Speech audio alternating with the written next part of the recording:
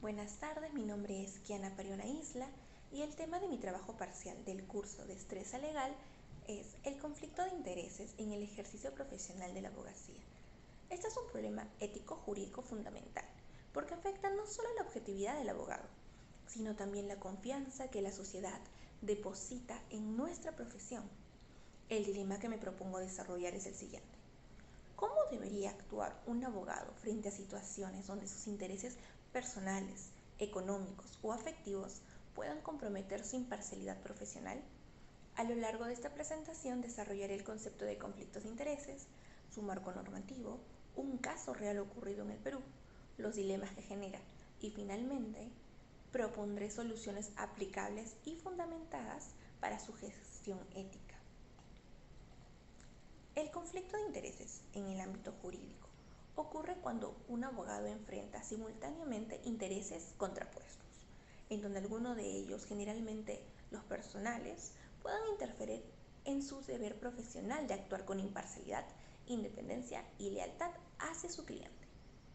En un conflicto de intereses se cuentan con dos criterios: la lealtad, el cual es un elemento esencial en la relación abogado-cliente, y el criterio profesional, un parecer, una opinión que deba ser ejercida en beneficio del cliente, sin influencias externas. Como señala Diego Vega Castro y Fiorella Reyes, este conflicto se presenta cuando el objetivo principal del abogado, el cual es la defensa o el asesoramiento ético, entra en tensión con motivaciones secundarias como vínculos familiares, económicos o institucionales, generando una situación de riesgo para la transparencia y la justicia.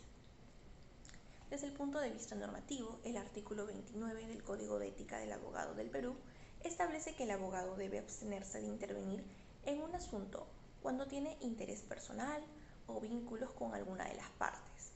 Además, debe informar que con mucha transparencia a su cliente cualquier información relevante. Asimismo, la Ley 27.588 prevé prohibición de actos que constituyen conflicto de intereses en relación a altos funcionarios, asesores o servidores con cargos específicos que por el carácter o naturaleza se tiene que tener especial cuidado. El abogado Cristian Chocano, en su artículo, amplía esta idea señalando que el conflicto de interés compromete 4 valores esenciales de la abogacía: la lealtad, diligencia, apariencia ética e independencia. Para poder ilustrar lo que se ha mencionado, hay un caso real que ocurrió en el Perú, el cual se ve involucrado el abogado Juan Erasmo Millán Vilches, quien fue sancionado por el Colegio de Abogados de Lima mediante la siguiente resolución del 11 de julio de 2024. El abogado fue denunciado por el señor Luis Enrique Cubillas Ramírez por haber actuado como abogado de la empresa Laminados Acrílicos, mientras al mismo tiempo patrocinaba judicialmente al gerente general de esa empresa, el señor Luis Miguel Mancilla Horna, en una demanda laboral por 810.000 soles. Durante el proceso, Millán Vilches participó en una audiencia de conciliación, proponiendo en nombre de la empresa un pago de 400.000 al gerente demandante. Posteriormente se comprobó que el abogado también representaba al gerente en otros procesos, incluso penales.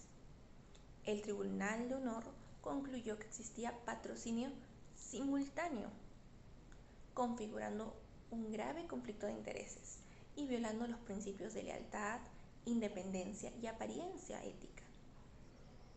Por ello se le impuso la sanción de amonestación como una multa de 5 URP, registrándose dicha sanción en su legajo profesional. De esta manera es que se pudo encontrar este caso en la página web donde se registran aquellos abogados con mala práctica ética profesional. Ahora, en cuestión a este caso presentado, se presenta el siguiente dilema.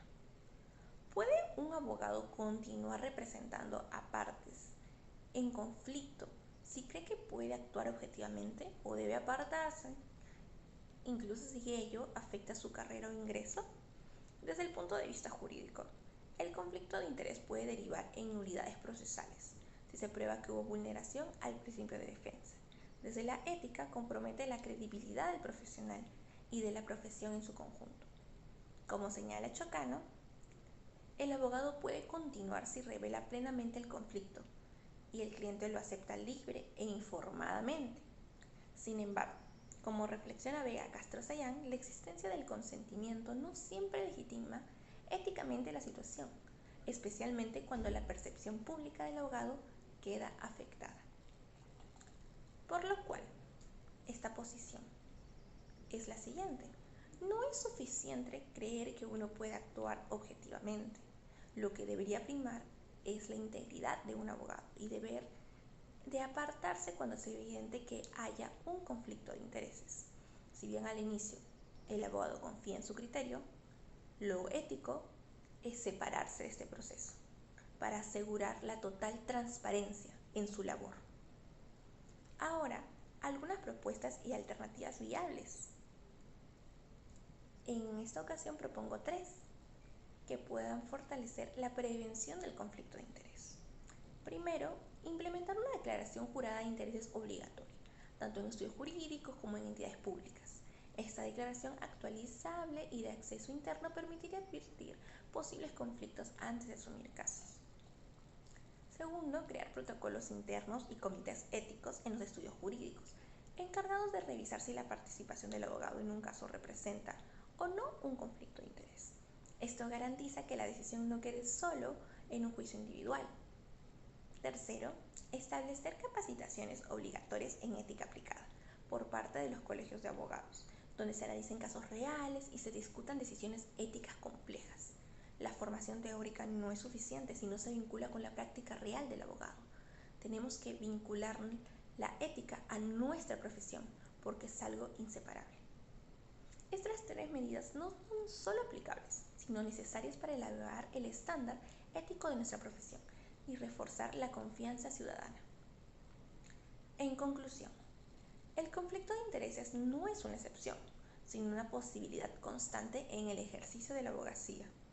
Por ello, su gestión no debe depender únicamente de la conciencia individual, sino de estructuras institucionales y normativas que nos orienten y respalden.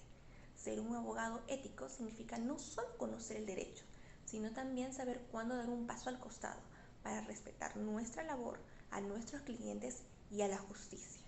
Fortalecer la ética en nuestra profesión es un deber colectivo y empieza por asumir con madurez y responsabilidad los dilemas como el que hoy he desarrollado. Muchas gracias.